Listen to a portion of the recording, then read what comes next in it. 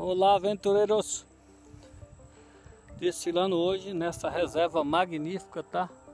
Reserva do Itaberaba, mata primária, por incrível que pareça, Guarulhos, do ladinho aqui do aeroporto. Tem tudo isso por aqui. Parece que a gente tá na Amazônia, né? Então já senta o dedo no like aí, se inscreve no canal, vem seguir, porque a aventura aqui não vai faltar aqui. Vem com a gente, vem ser feliz.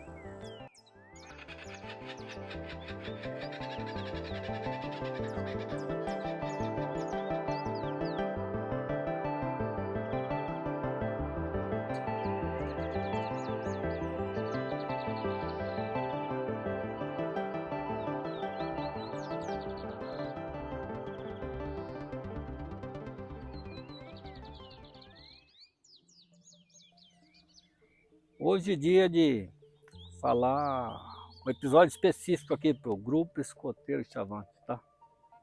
Esse fez parte da minha vida quando eu tinha 12 anos de idade e precisava gravar um vídeo específico hoje para falar do grupo. Como foi esses 4 anos da minha vida aí, no mato. No mato. O último Bush Day que eu participei, o pessoal estava falando de competição, que não era para competir, e eu não sei como faz isso, porque na tropa escoteira não tem jeito, a competição é nata, ela estava lá, tá? Ela estava lá. Entrar antes na tropa escoteira, antes dos 12, e aí eu ia ser lobinho e para mim não deu certo. Eu optei por aguardar mais um ano. E nesse intervalo aí de, sei lá, 6 meses, que era para completar a idade, para completar os 12 para entrar na tropa escoteira, eu me enfiei no meio do mato com meus vizinhos lá, meu irmão, o caçula, né? Caçula até então. Depois aí outro, os vizinhos que carregavam, e a gente descarregava no meio do mundo. Acho que a minha mãe não tinha juízo, cara, porque a gente se enfundaça no meio do mato, menino daquela idade, e para ela tava tudo bem. Sumia de manhã, só não podia ficar, porque dava 6 horas da tarde e ela chamava porque tem que entrar para dentro de casa, o couro vai comer solto. Eu entrei na tropa escoteira, como já tenho aí mais de 40 anos, mas eu entrei babando.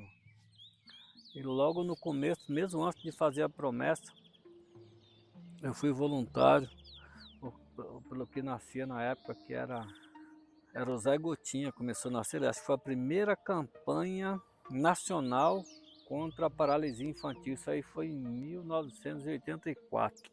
Esse foi o primeiro ano do acampamento que a gente teve também lá, o Arepa, Belém do Pará. Ah, aquilo foi magnífico. Então deu uma acelerada, né? Uma acelerada na promessa. Esse primeiro acampamento que eu participei foi esse aí. Na capital, a gente era menino do mato. E então você fica sempre achando que o pessoal lá da capital é o mais preparado, mais tudo. E olha, tempos depois, e eu não vou negar, né? Eu cheguei lá impressionado.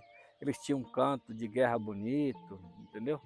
Tudo bem que tempos depois eu descobri que o canto de guerra, na verdade, era o hino do Flamengo. O Flamengo, eu hei de ser, e o meu maior, sei lá, o meu maior prazer é vê-lo vencer. Caraca, era muito lindo, só que é o seguinte, Grupo Escoteiro 18º PA, tá? Jax, Grupo Escoteiro Chavante. A gente chegou lá metendo 2 pés nos peitos, porque a conversa era assim, ó. Araru, Xarei, Diatu, Bracatu, Charu, Maru. Somos escoteiros da Tropa 1. O bagulho era desse jeito aí. Quem era o monitor nesse acampamento era o Alencar. A gente também levou a tropa sênior. A tropa sênior também fez parte desse acampamento aí. E levamos bandeirola, não tinha jeito, tá? Não tinha jeito. E aí essa foi a minha iniciação na tropa escoteira. Foi para botar, para lascar. Então foi paixão, nem sei se a palavra é paixão à primeira vista. E foi assim. O da competição braba, tá? O meu maior adversário, eu posso falar que foi o Alencar. Ele era da Patrulha Cisne. E eu iniciei na Patrulha Corvo. Me perdoe aí se eu for esquecer algum dos nomes, né? Porque a memória não vai chegar.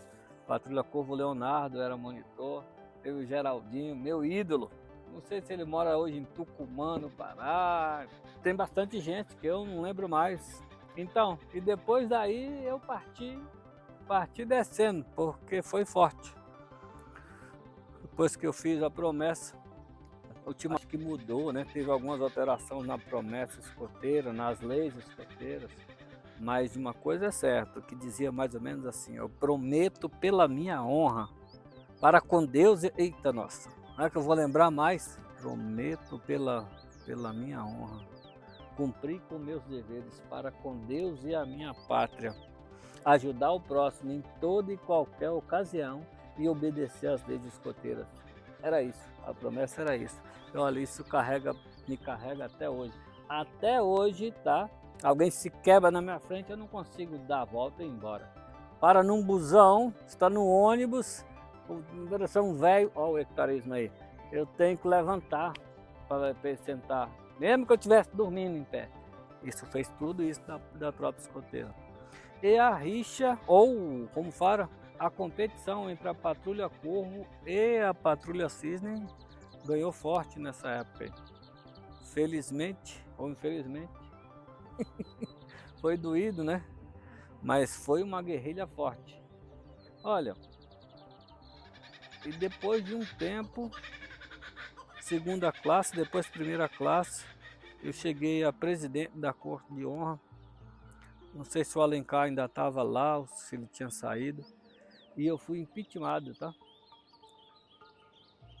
Impeachment, isso mesmo que você escutou, impeachment. Mas isso acho que eu já estava com cordão verde e amarelo, ou vermelho e branco. Eu fui impeachmentado. Aí você já estava com 16 anos, é o ano de saída da tropa escoteira, você já está envolvido em a outra parte da vida, né?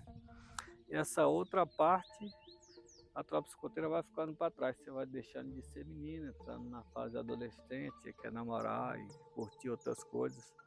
E foi duro, hein? Só sei que eu fui impeachmentado, tá?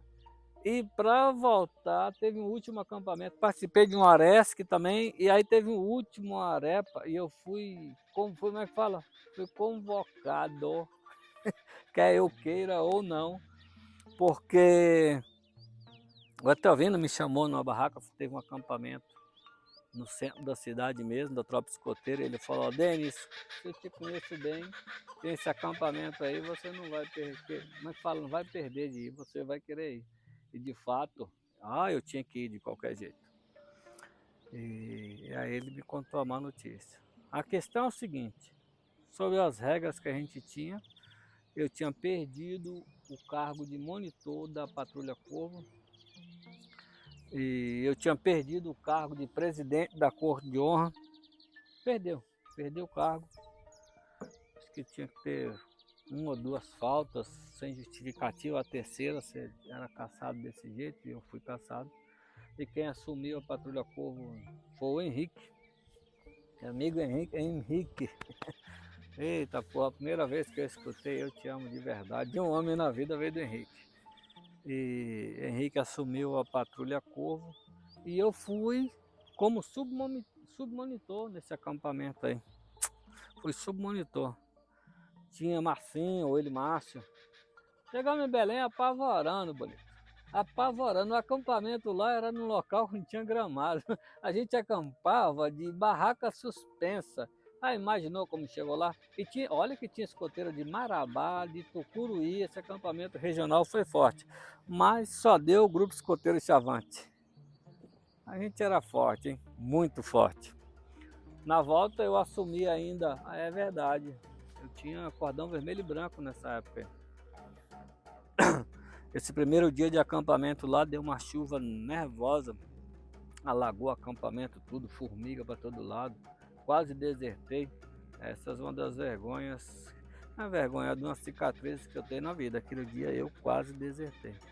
Tinha o Corvo Gigante, tinha o Henrique, tinha o Márcio, tinha outros escoteiros lá, o Silvio, eu não vou conseguir lembrar de todo mundo. A memória está falha. foi isso. Quando eu voltei, eu tinha opção, tinha que continuar a tropa escoteira e foi me indicado, isso, Silvio, foi me indicado a Patrulha Lobo. A Patrulha Lobo, exatamente. Era para ser monitor da Patrulha Lobo. E aí foi uma grande virada, né? Uma grande virada. Acho que eu dei tudo que eu podia e um pouco mais nessa época aí, nesse acampamento. Vou lembrar que a Patrulha Lobo, nesta época aí, os escoteiros tinha pseudônimo, todos tinham um apelido. Eu queria ser chamado de Lobo, Lobo Solitário, mas acabei ficando com Lobo Guerreiro, porque era muito forte aquilo lá.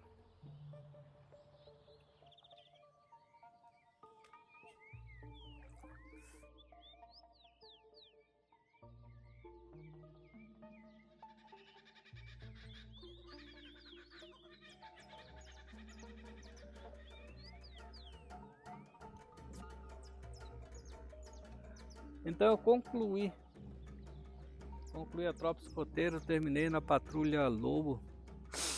Eu concluí, o braço já não cabia mais os distintivos, não tinha mais onde pôr. Acho que a minha mãe já tinha aberto a manga daquela blusa, cordão vermelho e branco. Cordão vermelho e branco entra no processo de lis de ouro. E aí foi a época que eu me desliguei da tropa escoteira e comecei a viver outra fase da minha vida. E aí vim para São Paulo e a vida aqui foi essa desde então. E agora vamos começar tudinho de novo. Acampamento, começar a curtir a vibe do mato, porque isso aqui é bom demais.